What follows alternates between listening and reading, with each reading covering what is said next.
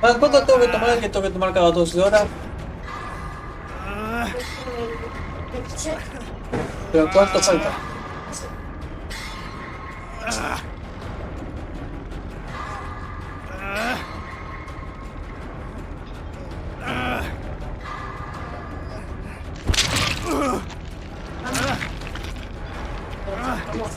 ¿Pero cuánto falta? ¿Cuánto tiempo lo tengo que tomar? Pues, ¿no pasó ya 12 horas? De que lo tomé.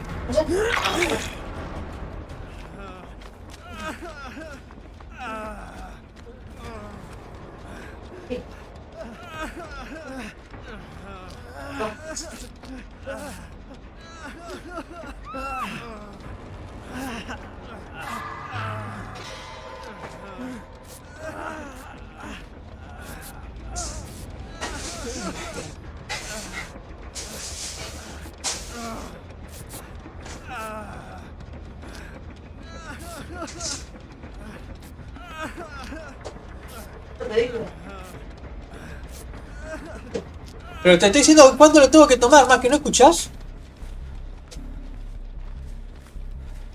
No soy que siempre te digo algo y nunca escuchás nada.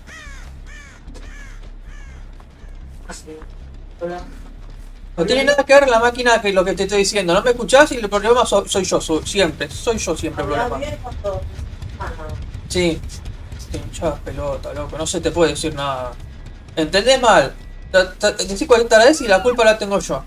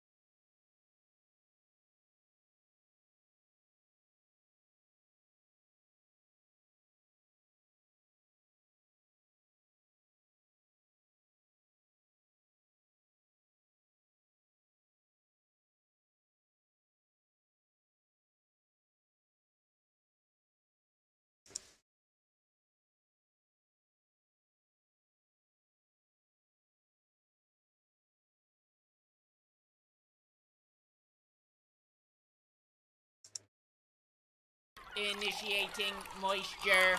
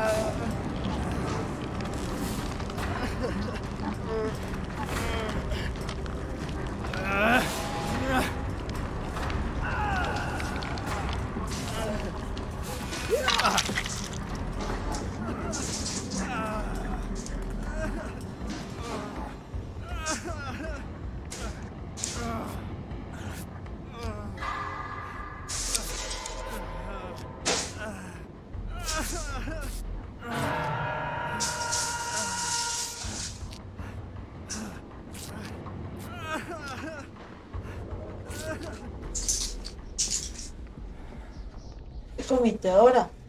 Hace un rato. Ahí tenés la... Tomalo cada dos. Y no sé cuánto lo tomé, por eso te pregunté y vos me decís. No lo No, tomaste no, todavía no. acá. Acá no lo tomaste. Bueno, has avisado. Yo pensé Yo que te me dije diste, noche. yo pensé que me diste que lo tenía que tomé. No, justo no te podés tomar ninguno. Yo te di el... Bueno, ¿me escuchás lo que te estoy diciendo o Bueno. entendés que cuando yo te hablo? Habla bien porque si no... Yo te estoy hablando bien y que vos no entendés y me estoy teniendo la pelota llena, que te digo algo y no entendés. Habla Y decís bien, que yo tengo o la culpa después. próxima hagas vos solo. Pues yo, Ahí tenés. sos nuevo. Ya te no, que me ayude. A mí no me chupa. Se nota, si me amenazás con eso, te chupa un huevo. No, porque estás ven y Vos lo que no entendés. Vos estás dele y dele. Si te digo algo, no entendés y después la culpa tengo yo. Te lo repito 2 veces, te lo repito 2 veces y yo me canso de repetir. Sí, tenés razón. Sí, no, es insoportable. Todo te lo dicen.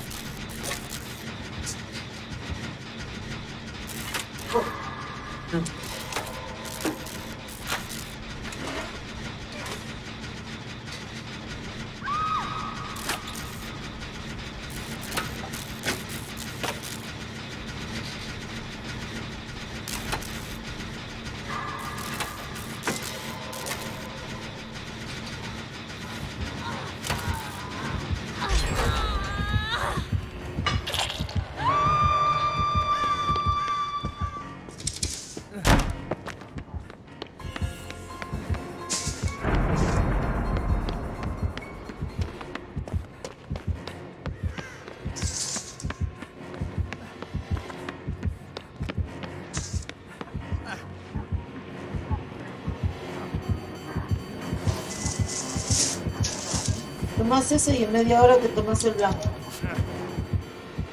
Y otra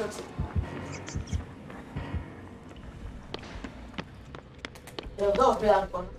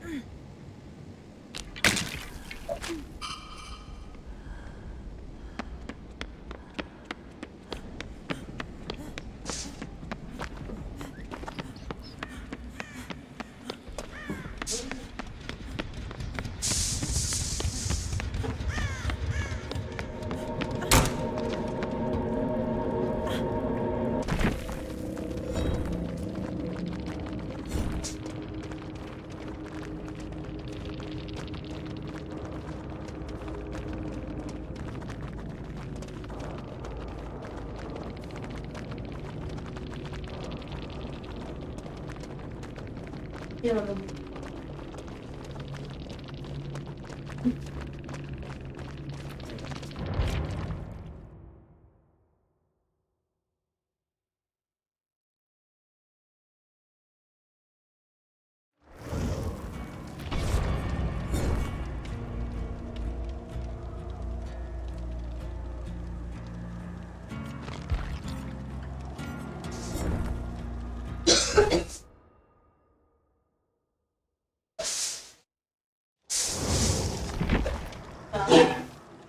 Es de eso todavía, mira.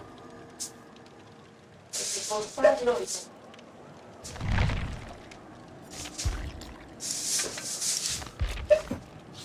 Después terminátela, sale con algo. Habían dos que daban.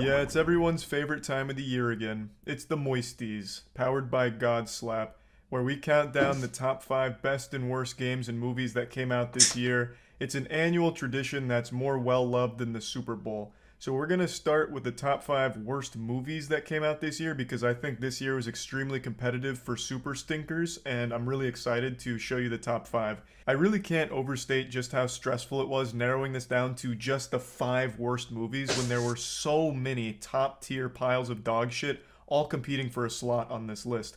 It really felt like studios went out of their way in 2022 to make the worst movie imaginable. But overall, I'm very happy with the list that we've settled on, so let's get into it. At number 5, we have Jurassic World Dominion. What a filthy stain on the Jurassic Park legacy. Not like everything in the Jurassic Park franchise has been a hit by any means, but they have had some good films. Their hits hit, but their shits shit. And they shit hard.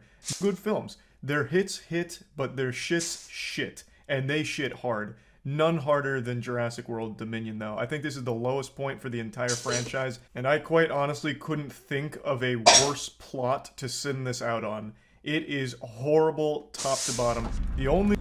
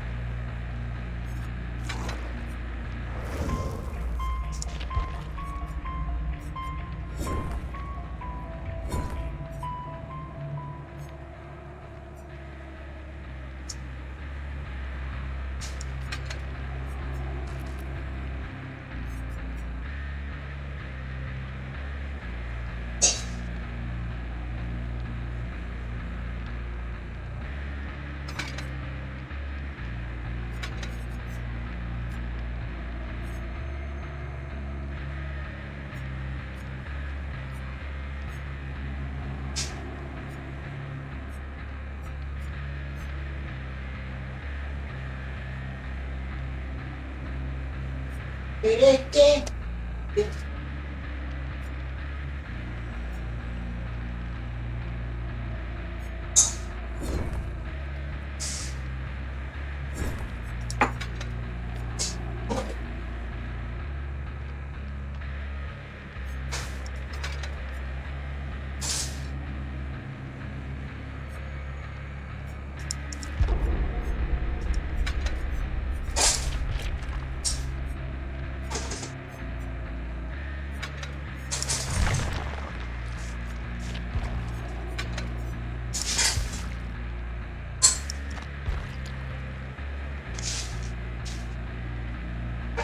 Mira.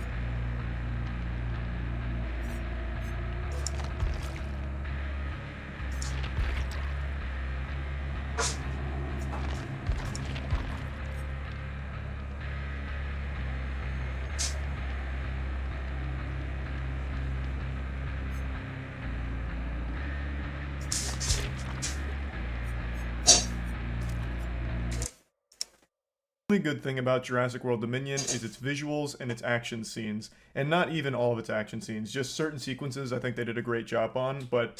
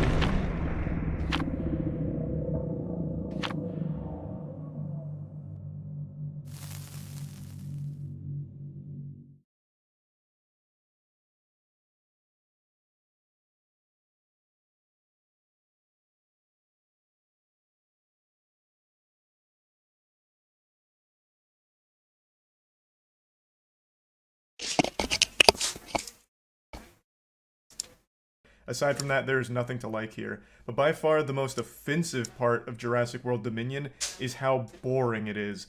It is almost impossible to stay awake through this entire film. That in and of itself is like the cinnamon challenge of this generation. It is such a brutally difficult film to keep your eyes open during. It's just not interesting at all. I dozed off like 2 or 3 times during this film. I just couldn't help it. I couldn't stay awake. It felt like I was in the middle of some kind of Batman villain plot where Scarecrow was pumping sleeping gas into the auditorium or something. I won't spend too much time breaking down all the things that make Jurassic World Dominion awful, but I do want to make a special mention here of just how terrible its conclusion is.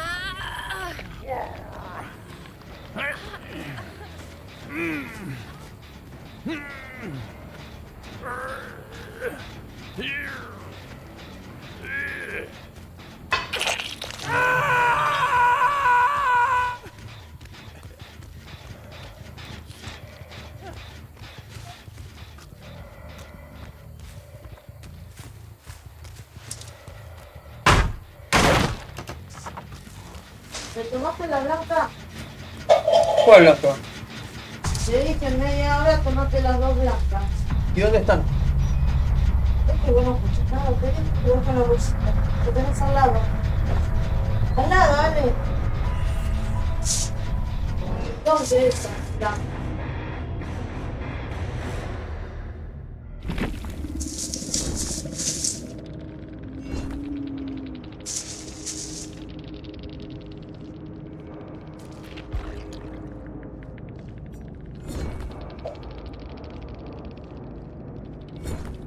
Yo te acompañé y todo posible. No porque debo hacerlo, porque vos sos mayor. Te trata bien por lo menos.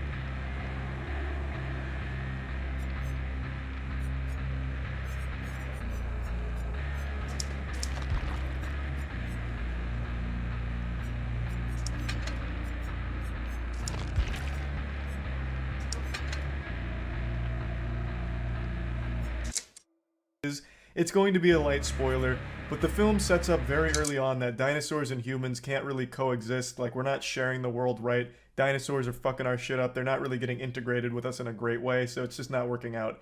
By the end of the film, after a big climactic showdown with the Giganotosaurus, which, by the way, was hyped up to be like the Joker, the director said this dinosaur is like the Joker in the way that it just wants to watch the world burn, which makes no fucking sense. So, like, I was expecting it to talk about society or something, but it's just like, well, it's mean.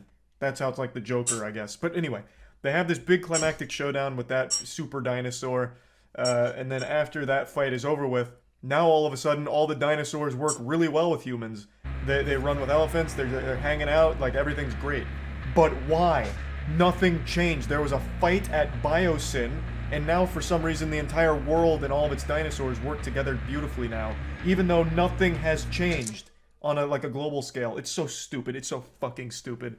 But anyway, before steam starts coming out of my ears, moving on to number 4, a movie I know you've all seen because it's become the highest grossing film of all time by a wide margin. It's Morbius. Morbius was the biggest movie that's ever been made, a blockbuster by all accounts, and even coined the phrase, "It's Morbin time." It was a cultural phenomenon. And who could forget the iconic scene where Jared Leto, standing in the rain atop a building, stares the camera directly down the barrel and gives his now infamous line, "I morb, therefore I am." Goosebumps every time. Now, dropping the facade and all the memes, of course, this film was a massive flop. It's a superhero film no one really wanted, and it was terrible, like absolutely horrible. When there was an action scene, they basically just turned the lights off. You couldn't see anything. It's just like this pile of particles and dust and darkness. It was absolutely horrible by all definitions, which is why it became such a meme. Nobody saw it. So they started spreading rumors about it, such as like a scene that they fabricated where he says, "It's Morbin time."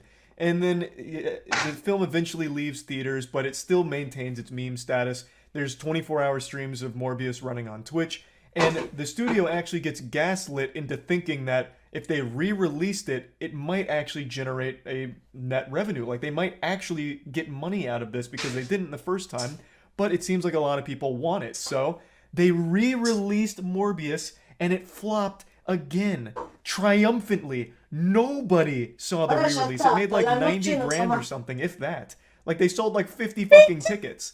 So they flopped it twice. It was incredible. Nothing like this I have ever seen before. It was something truly special. It's a horrible film in and of its own right, but what made it so incredible was what happened after it flopped.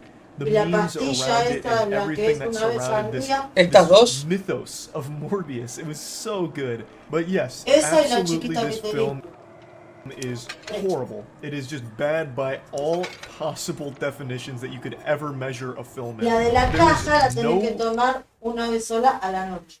Después media hora después que tomas. Part of this film that succeeds in even the slightest. Tomas I don't think there's any reason. 15 a media hora. ¿Qué? Tienes que pasar tiempo entre pastilla y pastilla, que no te tome todo. ¿Me tomo estas dos da una o las dos al mismo tiempo? No, las dos iguales, son las mismas. For me to go through and break it down further, you can watch like the actual full moist meter I did on it if you want more details, but there is really nothing in this film that actually works, and that's why it became such a fucking meme. But yeah, moving on to number 3, Fantastic Beasts: Secrets of Dumbledore. A movie that was so insultingly terrible that I came home and immediately started a stream called "I Just Saw a Horrible Film," and then I ranted about it for over an hour and a half. This film is the most awfully constructed piece of fiction I've ever seen in my entire fucking life. I've seen every Harry Potter film, all the Fantastic Beasts movies. The last one was pretty ass, but this one is turbo ass. This is plus ultra ass. I could rant about how horrible this is for so long. But since this is a top 5 list here, I'm going to keep it brief. Secrets of Dumbledore is a movie where you spend an hour and 40 minutes with characters that do nothing. So they set up the problem early. There's a creature that bows and chooses the leader of the magical world. A stupid process, by the way, to just have a random animal who allegedly can look into your heart and tell you if you're a good boy or girl, like Santa Claus, and if he bows to you, you're now the leader of the magic world. No questions asked. Pretty fucking stupid plot point, but the problem is, that creature has been kidnapped by the bad guy, Grindelwald, and he's come up with an evil plan. But Dumbledore and the rest of the good guys learn that he can kind of see into the future. So I shit you not, Dumbledore says, "How do you combat against a guy who can see into You're now the leader of the magic world." No questions asked. Pretty fucking stupid plot point, but the plan. But Dumbledore and the rest of the good guys learn that he can kind of see into the future.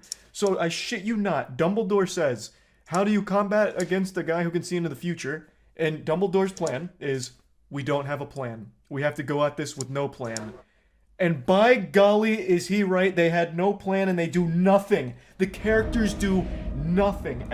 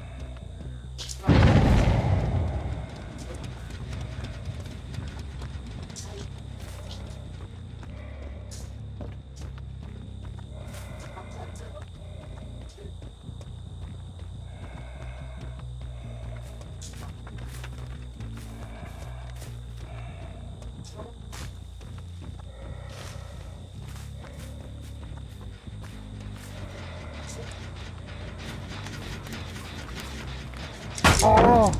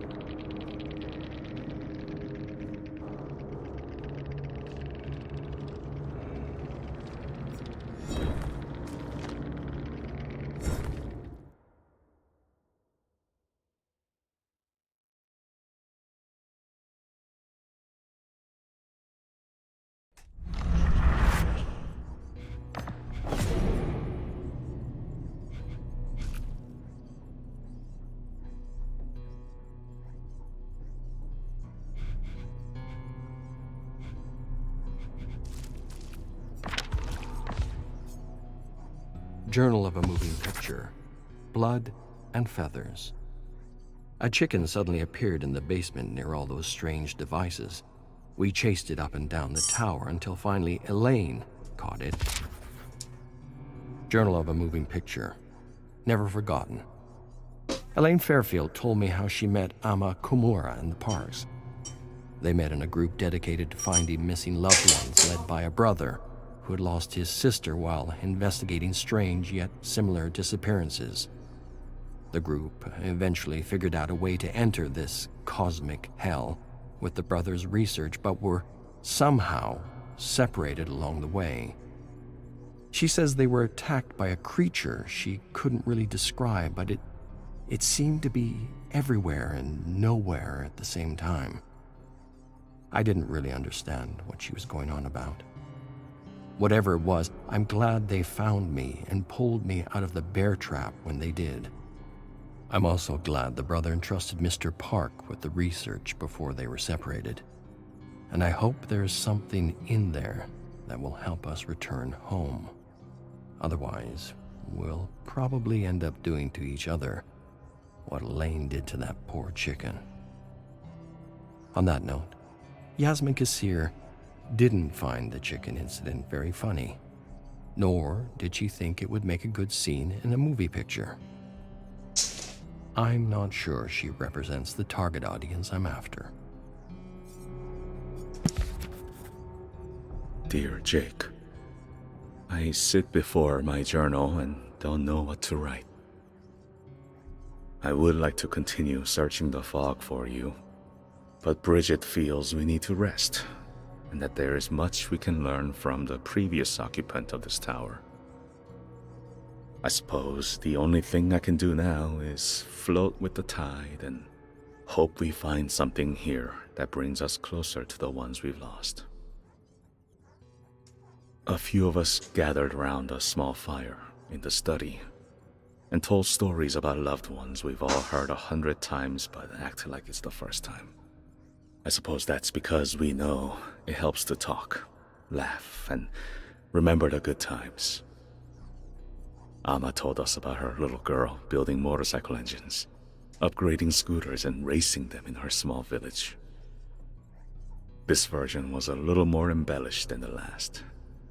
No one can be that good on a scooter, even if it had been modified or upgraded with plane parts. Nevertheless, they were amusing stories, and she told them well, up until the moment she stopped abruptly, staring blankly at the fire, lost in a memory.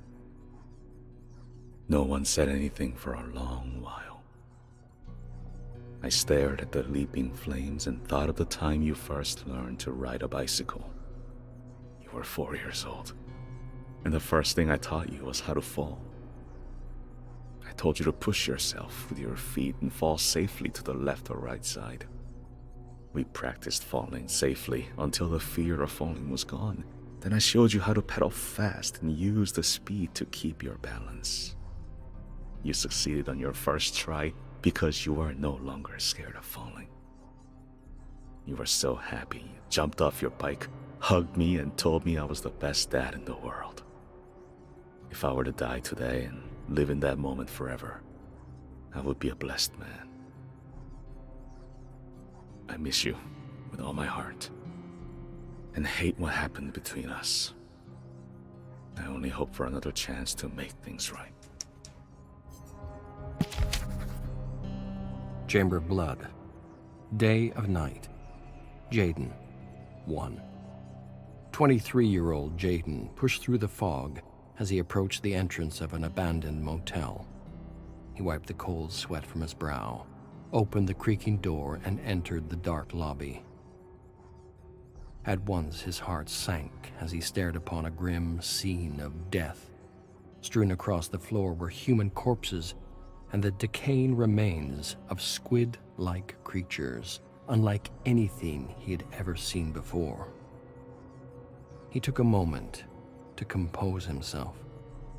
His bruised face, swollen feet, and tattered clothes gave testament to the long and arduous journey through this dark dimension to find his adopted sister, Haley. Back home, he had connected with others who had lost loved ones in similar circumstances, and together they had collected relics and artifacts with secret symbols that eventually helped them open a portal into this world made of nightmares.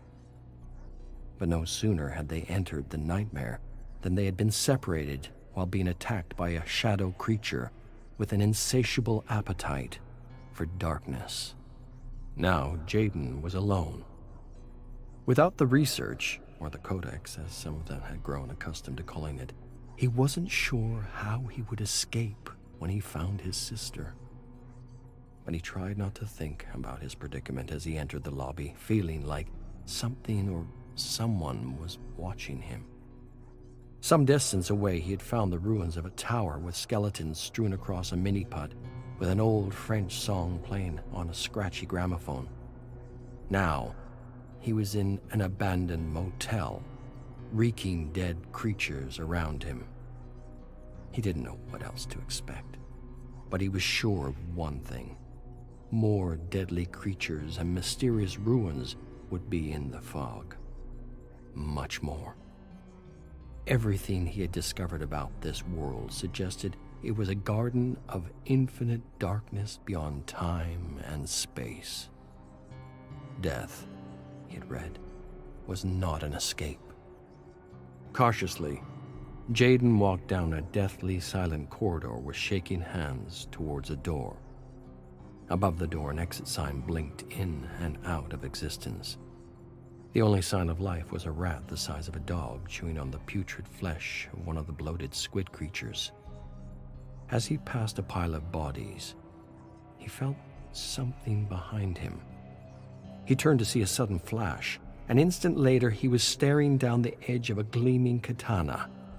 He gasped as he found himself staring at a woman in a red and black kimono.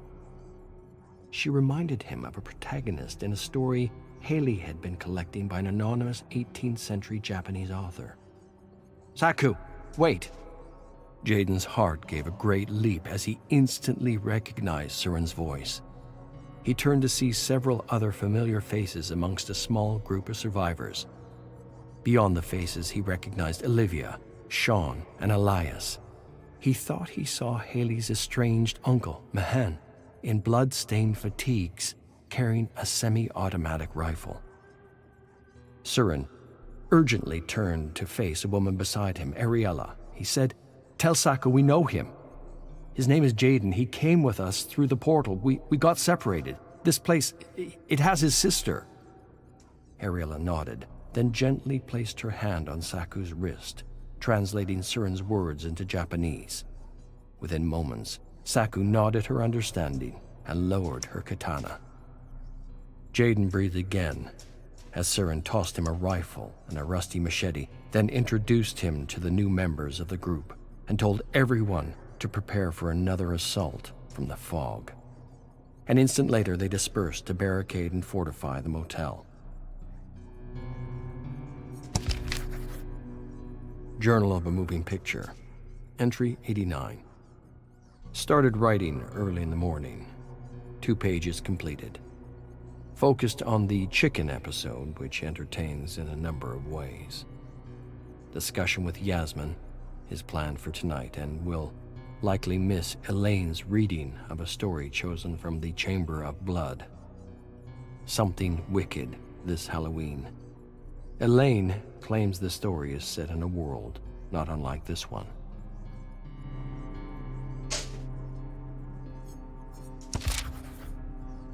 Chamber of Blood, lost and forgotten.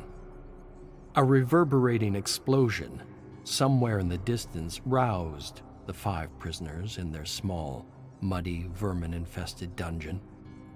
One bearded prisoner sat up and stared at several names etched in a rock by the door.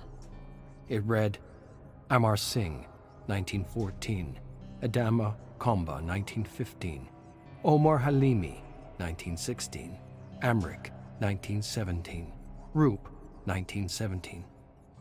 The prisoner had the sudden instinct to etch his own name, lest he be forgotten. And so he grabbed a small, sharp stone, and just as he began to etch out his name, the thick wooden door slammed open, and enemy soldiers shouted curses at the 5 prisoners in a language none of them understood, while threatening them with gleaming bayonets. Enemy soldiers gestured for them to stand, then ushered the 5 prisoners out of the darkness and into the golden light of dawn through a muddy 6-foot trench reeking of death. As the prisoners hobbled toward a clearing, one soldier addressed them in broken English, telling them they had the honor of helping their captain and perhaps avoiding early morning target practice. The 5 prisoners stood by the trench wall as an enemy soldier balanced tin cans over their heads. A translator approached them with the captain. The captain spoke, and the translator quickly interpreted, saying, "One of you bastards will tell me about your secret mission. Speak up, and I promise to send you to a proper camp where you'll be fed and given immediate medical attention." None of the 5 responded. The captain smirked, took 20 paces back, cocked his rifle, aimed, and hit one soldier in the forehead, splitting his skull in 2, sending a spray of blood across the other 4. The captain regarded them, hesitated, then cocked the rifle again. A sudden crack, and another prisoner fell as the captain mockingly apologized for his terrible aim.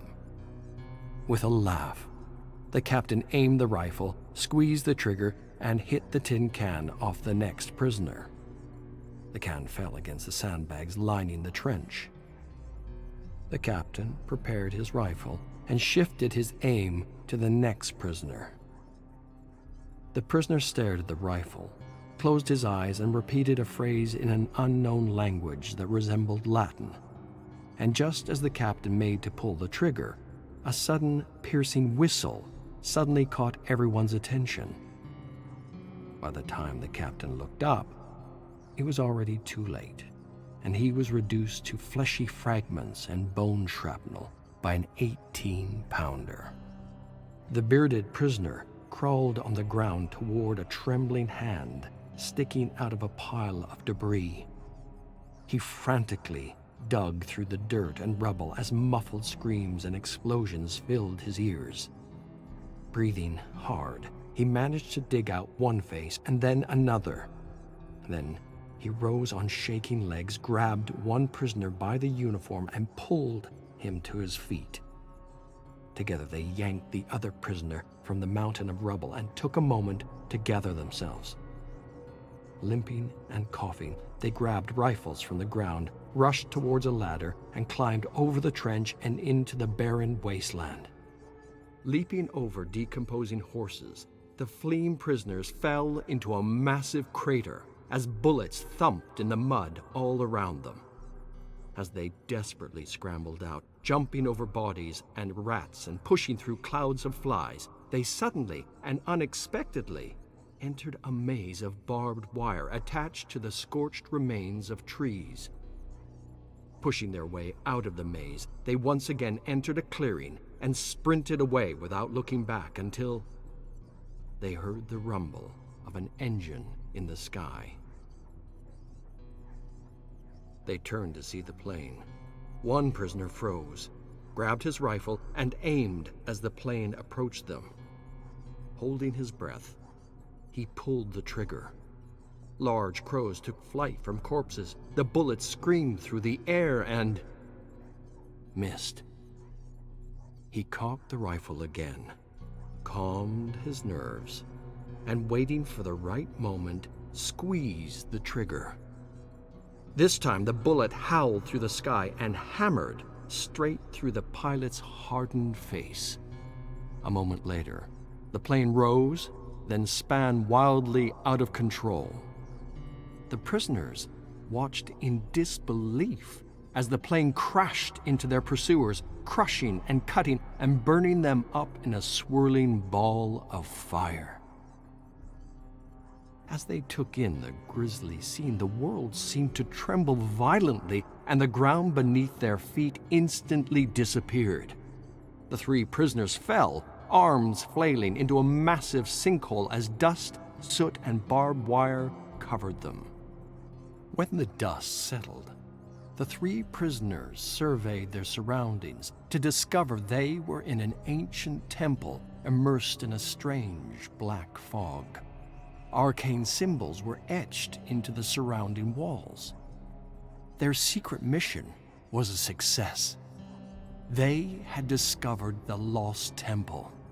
Now, all they had to do was report their discovery to the newly formed Intelligence Division. And so the prisoners desperately climbed out and found themselves in familiar, yet unfamiliar territory. The bleak, body-ridden landscape seemed like no man's land, but there was something strange about the scene. All around were maze-like walls of barbed wire and scorched trees where bodies dangled from hooks that glistened red under a hunter's moon. Each prisoner stared at the bodies and the hooks, confused, each wondering if they had been there before. The sudden high-pitched buzz of a chainsaw startled the prisoners, and they instinctively took cover beside a burning tank. As a cloud of heaving black fog approached them, they knew something was different with the hell they had grown accustomed to for the last 3 years. They sensed that they had somehow discovered something lost and forgotten to time in the hidden temple, or that this lost and forgotten thing had somehow discovered them. And that this thing, this ancient thing, whatever it was, had pushed them out of the frying pan and into the cosmic fire. Chamber of Blood. Office of Strategic Magic. Memo. Concerning Dr. Stomper, we are concerned about having Stomper lead subproject 774. He openly mocks the premise of herd manifestation, and his suggestions for the community have an air of skepticism, if not sarcasm. He continues to question the department and doesn't believe the government has the resources to conduct such an experiment. He requests to know where the funding is coming from and asks too many questions. I don't believe he's the right candidate to lead the herd initiative.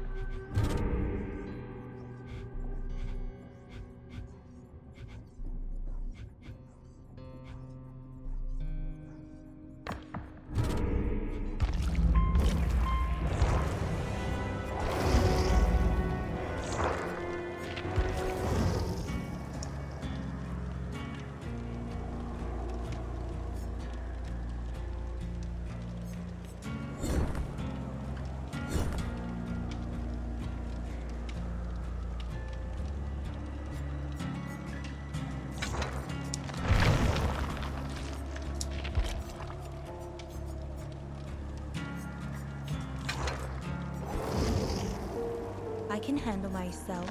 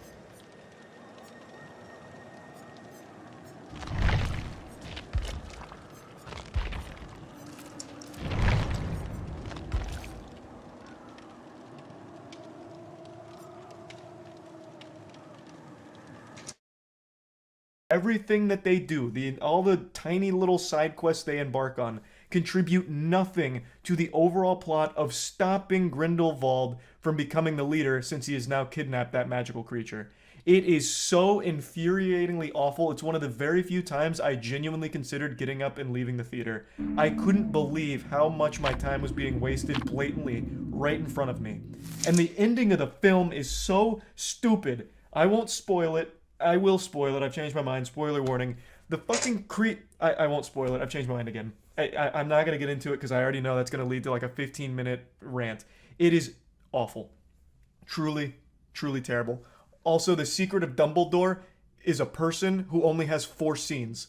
Like, maybe 4 scenes, if that, in the film. The secret of Dumbledore is a fucking worthless plot point, too. That, again, doesn't even contribute to the overall problem. It's so bad. It is such a bad movie. God damn it, now I'm already lost in the sauce. One more thing before we move on to number 2. I do want to give you a quick example. Jacob, who is a big part of the Fantastic Beasts franchise, you know, he's a muggle, but he works with the magic people and everything like that, all the wizards, like, he has a place in the films, and he has played a decently sized role there. In this film, Dumbledore hypes him up as like, we need you, Jacob. In fact, you're the most important part of this entire operation. You know what Jacob does in this fucking movie? Nothing! Absolutely nothing! Nothing! Nothing! At all! No one does! It's so stupid! Fuck me, it's dumb. And then they have this thing where they have a spy go in there. I'm getting too lost. Secrets of Dumbledore. I couldn't decide if it should be the second.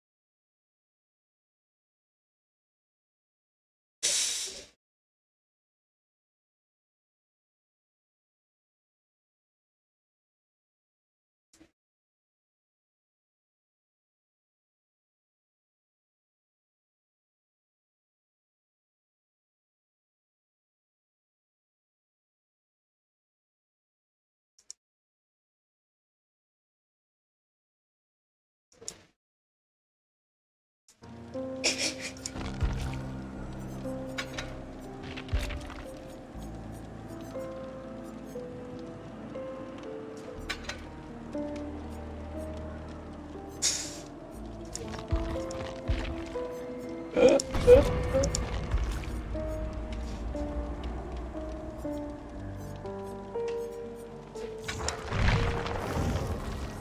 It's gonna be a tough road.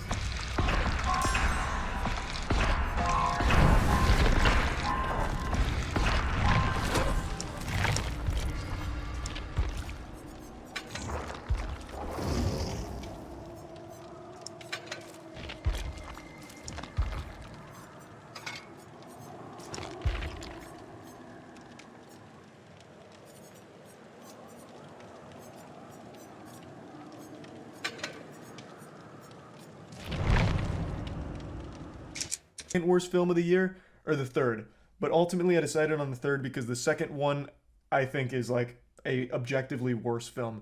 But nothing has made me as upset as Secrets of Dumbledore with how just awful every single thing that happens narratively in this film is. Now moving on to the number 2 spot, I'm giving it to Halloween Ends. Halloween franchise is actually making a killing in the Moisties because you might remember last year Halloween Kills actually made our top 5 worst list then. But this time it's even deeper in our list because Halloween Ends is worse. Somehow. My God. I don't know how you could make it worse, but they found a way. This movie barely has Michael Myers in it. In fact, it focuses on a new foe who's like a pseudo Michael Myers, a diet Michael Myers, who's coming into his own. So he was a misunderstood kid that had a very unfortunate thing happen to him early in his life, and then, the whole town hates him, but he wasn't a bad guy until he decides to become a bad guy after encountering Michael Myers in a sewer, and he's weak as fuck. Michael Myers just gets, like, potato sacked, like, he pushes him over and he falls and he hurts himself, but it ends up making this new kid bad, evil.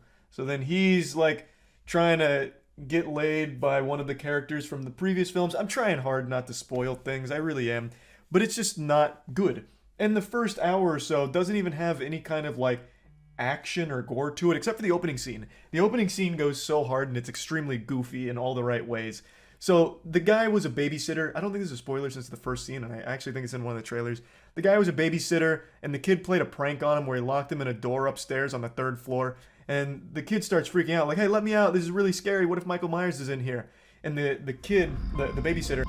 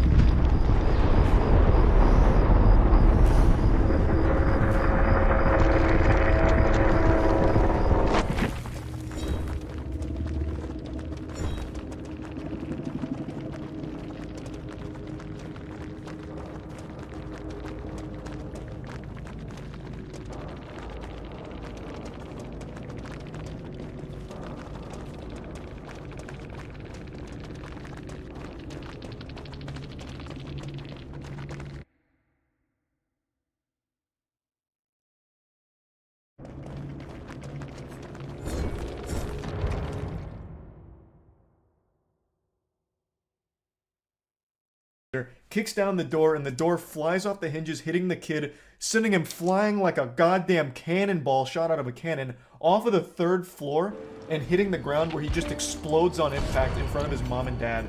So then the babysitter stands trial but was ultimately found not guilty, that it was accidental, and he wasn't a bad guy until, you know, all the stupid shit that happens. And then nothing of any substance or interest happens. Like, I don't care about his relationship with the girl. It's super uninteresting and super weird because the girl just wants to fuck him the second that she knows he's like messed up. Like, it's just, there's nothing actually interesting or, I don't know, enticing about the plot. Like, when you're watching a Halloween film, you're watching it because you want to see Michael Myers fuck shit up. You want to see people fighting and, you know, knives and gunshots. It's anything interesting, and you don't get that with Halloween Ends until like the very end of the movie, and even then it's not that creative. They have a couple of interesting moments that they do decently well, and the final fight between Jamie Lee Curtis and Michael Myers is well done. I did actually appreciate that, but I mean, fuck, it doesn't justify the other like hour and whatever we just spent of going on this meaningless, uninteresting journey with a character that it's actually hard to care about.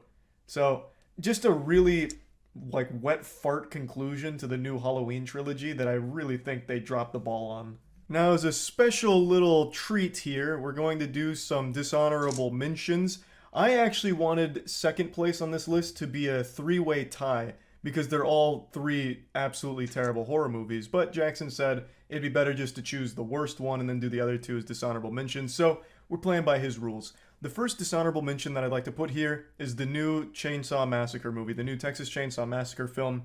The reason this one's on here is because it's absolutely horrible. I'm sure you've seen the now infamous scene from the movie where Leatherface is on the party bus and everyone's filming him for the Instagram lives and like, bro, you're gonna like cramp our style on this party bus. Why do you have a chainsaw, bro? And then he just starts chopping people up and they're like, oh my god, my arm, and he's chopping me with the chainsaw.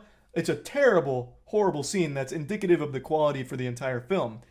But I will make the argument that it is almost self-aware in its silliness for at least some scenes.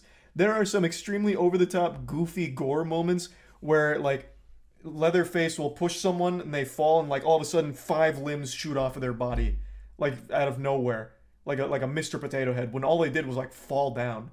And then he'll like stomp on their head and like 15 brains all shoot out of their eyeballs. Like, there are really enjoyable moments for that film, even though overall it's bad. Like, by all possible means and definitions, it's just bad. Now for this film though, I will spoil the ending here because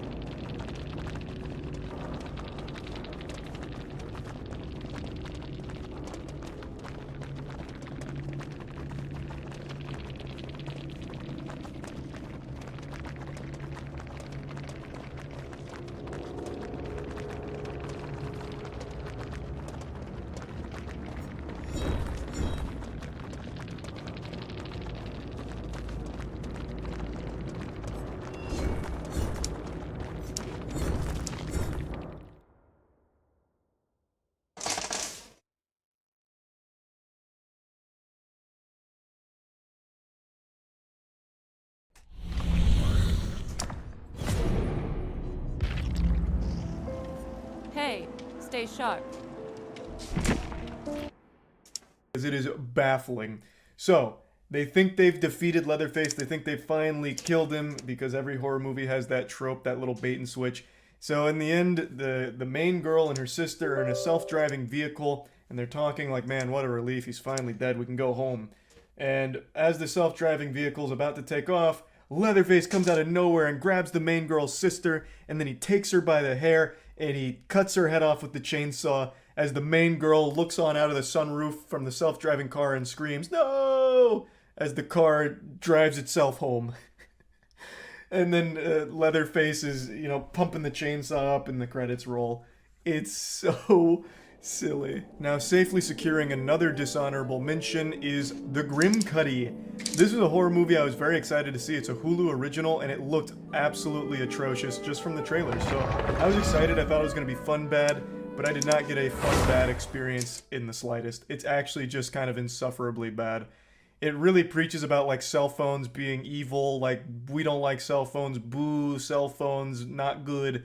Like, the parents are taking away cell phones because there's the Grim Cuddy going around, the Grim Cuddy challenge or whatever. And it's all based on, like, that Momo stuff from a few years back where, like, Momo tells you to punch yourself in the face. And parents are like, holy fuck, Momo's making my kids punch themselves in the face. So they made a whole movie about it called The Grim Cuddy, where the Grim Cuddy tells you to hurt yourself. Parents freak out. It makes the Grim Cuddy hysteria spread all over the place. And it's just dumb. Holy shit, it's just dumb. This one I don't know if I want to spoil anything from, because this one's just like a really short movie that if you like bad horror movies, you might find something enjoyable about the awfulness of it. So I won't spoil too much of it. You just watch the trailer, and I think you'll already get a really accurate impression for how the whole film plays out and how the whole film is. There's nothing to really like about it other than the cheesiness of it. So yeah, Grim Cuddy safely at that number 2 awful worst movie of the year spot. And now number 1, the worst movie of the year. And I would actually make an argument, perhaps one of the worst movies.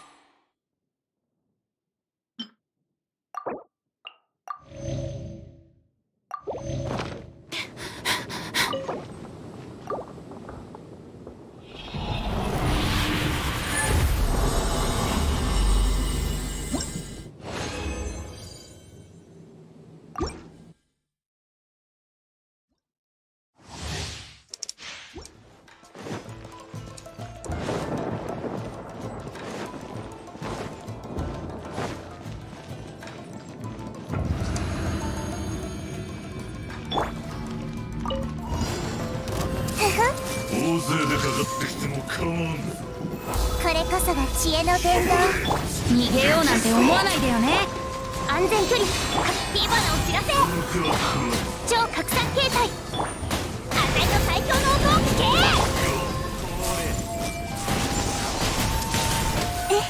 け。一緒に遊ぼうよ。風だ。知識をあなたに聞いた。全部丸見えね。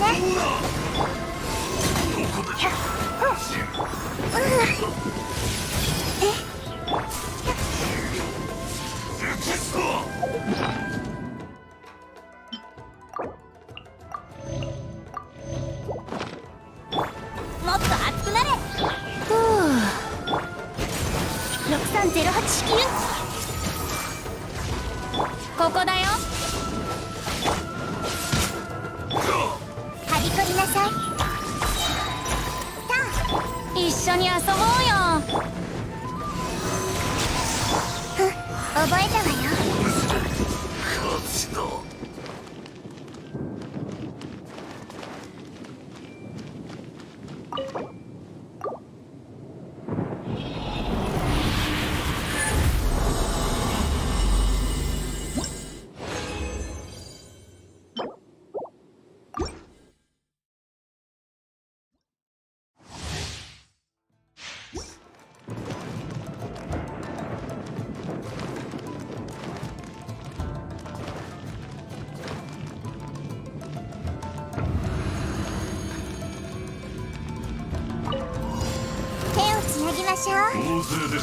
私のお家にいらっしゃい。逃げようなんて思わないでよね。無双の風。ロックの時間だぞ。安全距離確認。吸引テスト開始。全部丸見えね。走るより知識はあなたにも。リズムに乗れるかい。反逆の音を離れろ。風だ。足元に気をつけて。乱暴だな。ここだよ。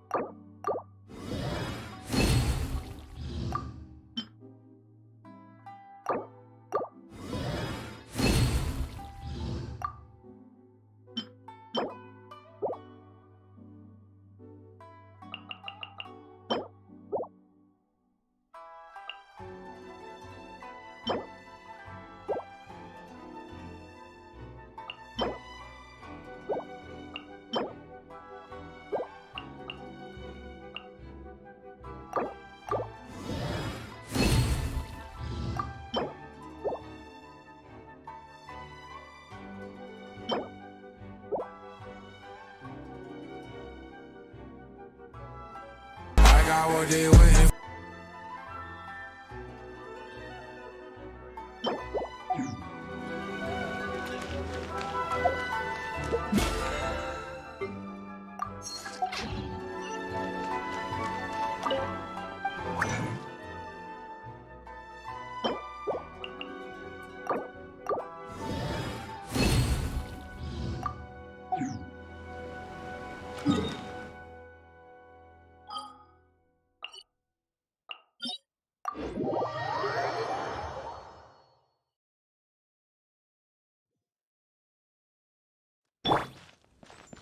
よいしょ。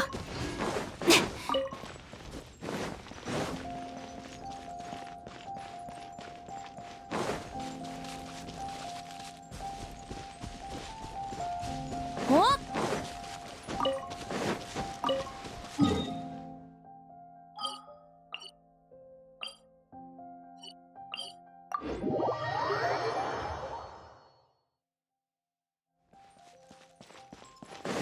走るより飛ぶ方が早いよ。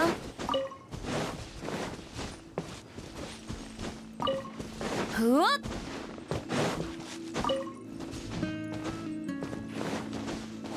はっ。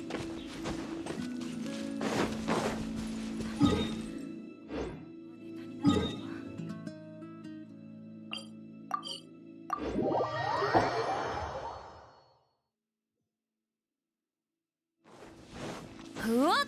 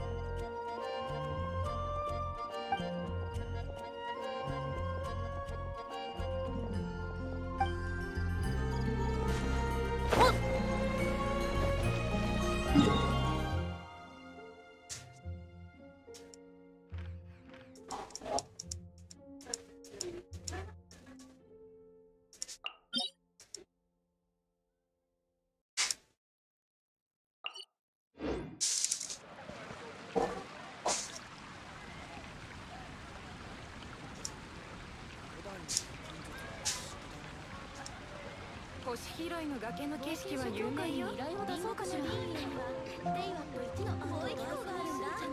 迷惑かけたくない。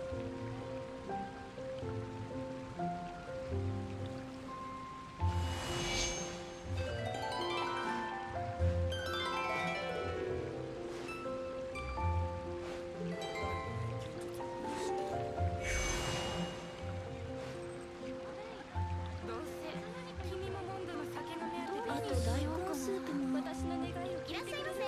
何かお探しですか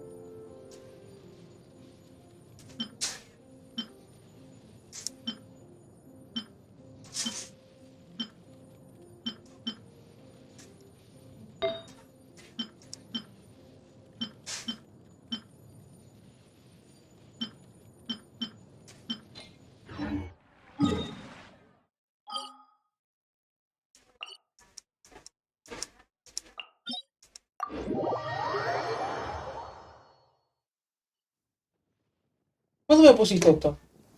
水たまりを踏んでみよう。どっちが大きな水しぶきを飛ばせるかな。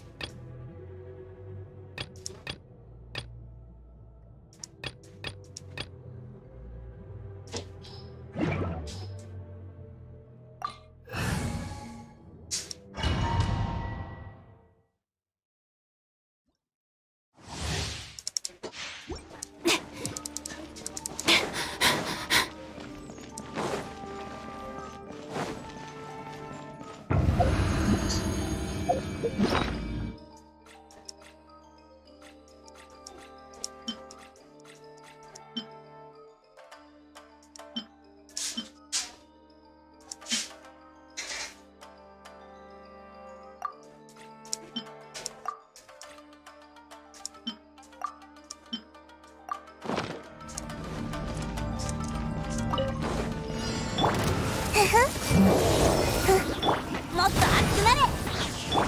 7号式モジュール安全距離確認。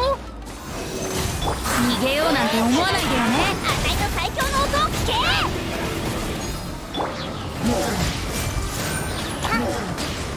一緒に遊ぼうよ。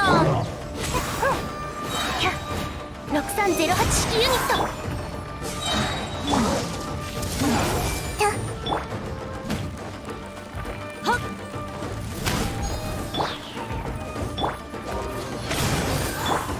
全部丸見えね。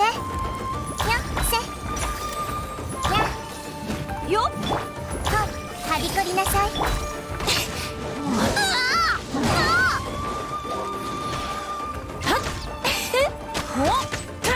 覚えたわよ。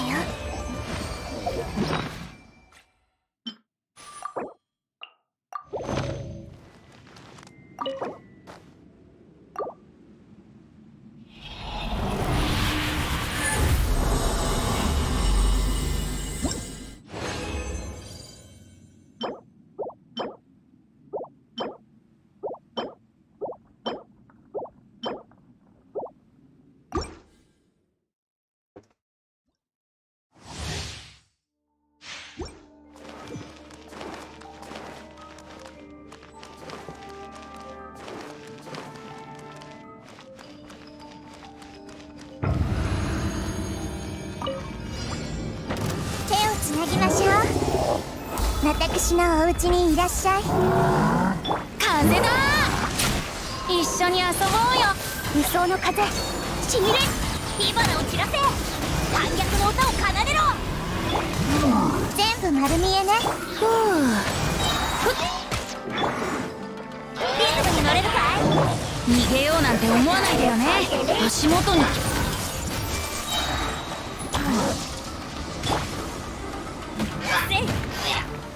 安全距離確認。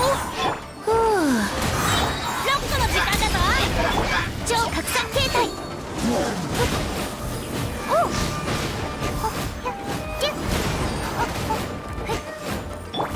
火花を散らせ。吸引テスト開始。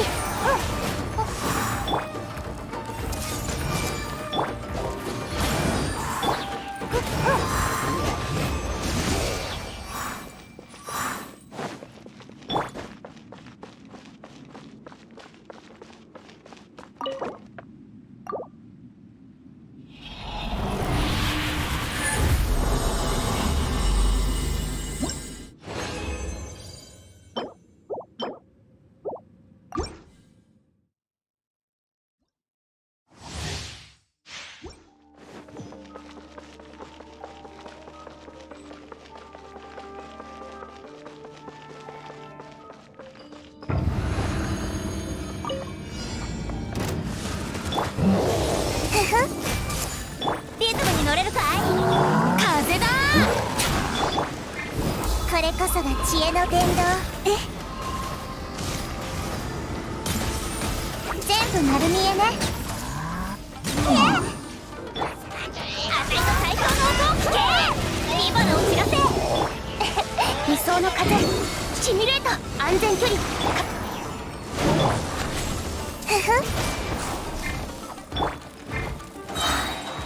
逃げようなんて思わないでよね。一緒に遊ぼうよ。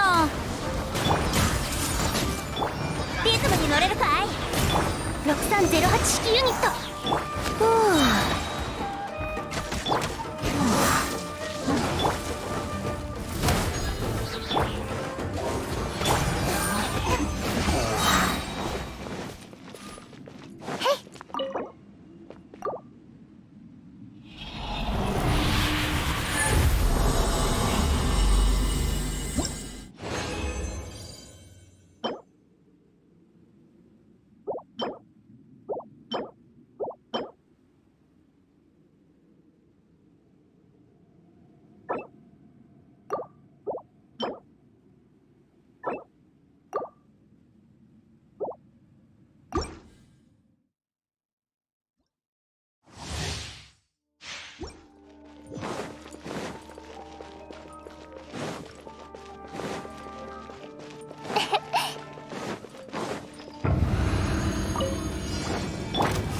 丸見えね。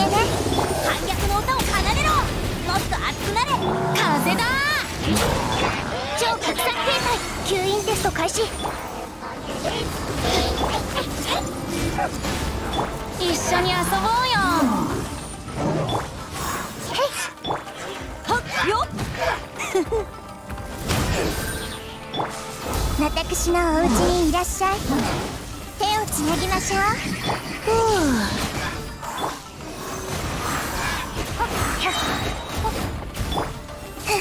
めまいが。リズムに乗れるかい。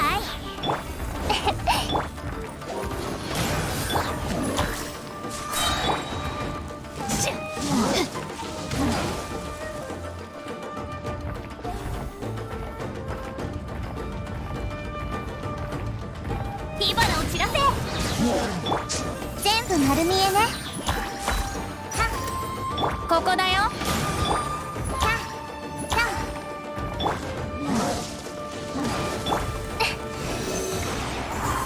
一緒に遊ぼうよ。はびこりなさい。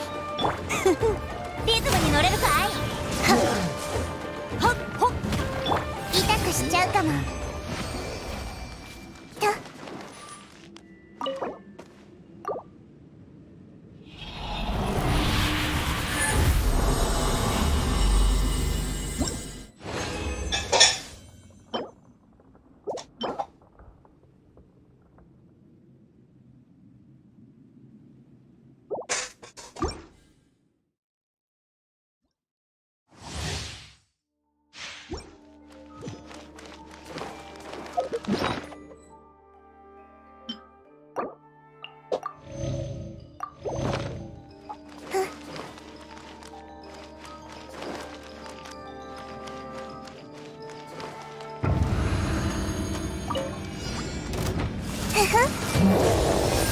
知識はあなたにも。逃げようなんて思わないでよね。端っここだよ。火花を散らせ。ロックの時間だぞ。無双の風シミュレート全部丸見えね。いって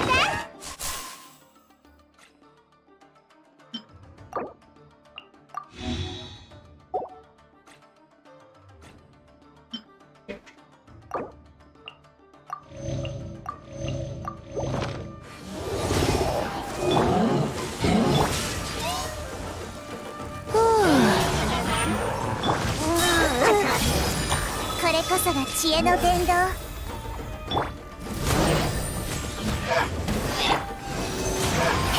6308式ユニット。足元に気をつけて。風だ。覚えたわよ。とは安全距離。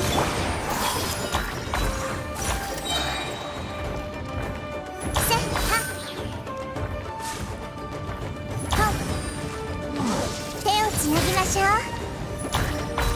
せや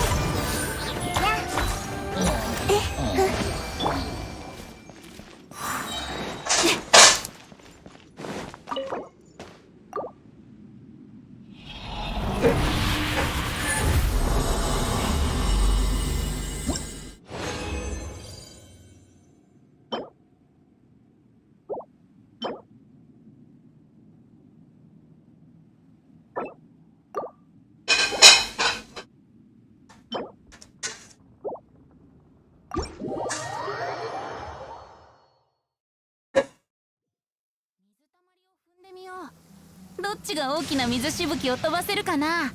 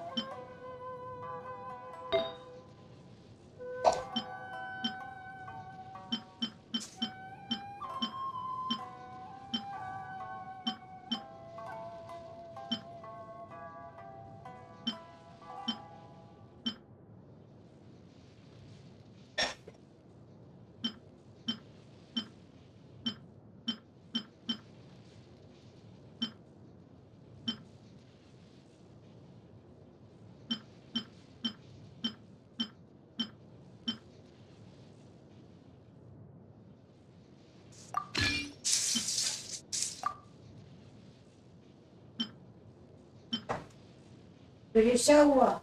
Bueno,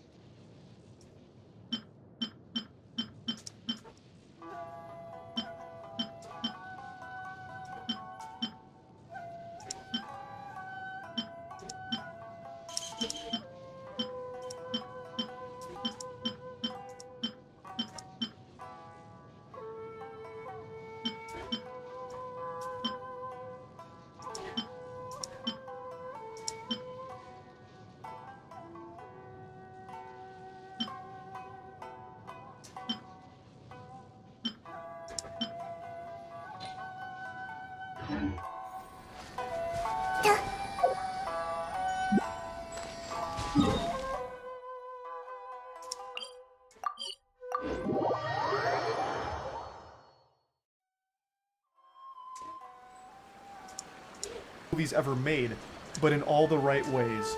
Moonfall. A movie that really just took control of my soul. I saw it, came home, and then made like a 30-minute, unfiltered, unstopped, uncapped, unhinged rant about Moonfall. Moonfall is a disaster film about the moon, mysteriously falling out of orbit and crashing towards the Earth, which would be the end of all life on the planet. And while it sounds like a simple premise, the amount of shit that happens in that film, with the amount of crazy, absolutely unpredictable plot twists and developments, would have your head spinning. I told my friends about this, Aaron and Chase, and they saw it. Aaron, Chase, and Meadow all went and saw it like a week after I did. They were talking about it for 3 hours. They couldn't stop themselves. And now I know Aaron in particular has seen this film like 4 times.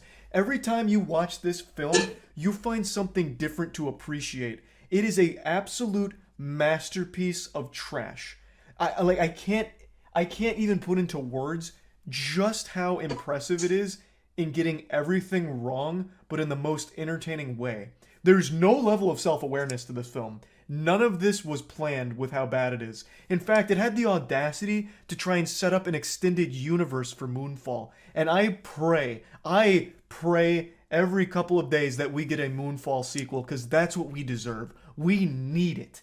This film does everything wrong, but in a way that will have you smiling the whole time.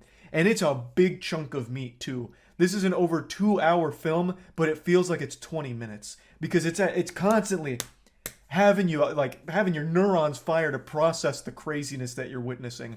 Moonfall is the best bad movie ever made. And I don't say that lightly. I've seen every Neil Breen film. I've of course seen The Room. I've seen every notably awful pile of trash that's ever been made, and nothing even comes close to Moonfall. I cannot stop preaching about the beauty of this film. I do it on stream all the time. It is my go-to answer for what's the worst movie I've ever seen, Moonfall, and I always make sure to say, but in the best way. It is the perfect bad film, and I have never had so much fun watching a movie. I love Moonfall, but it is absolutely the worst film of 2022 and potentially the worst film of all time.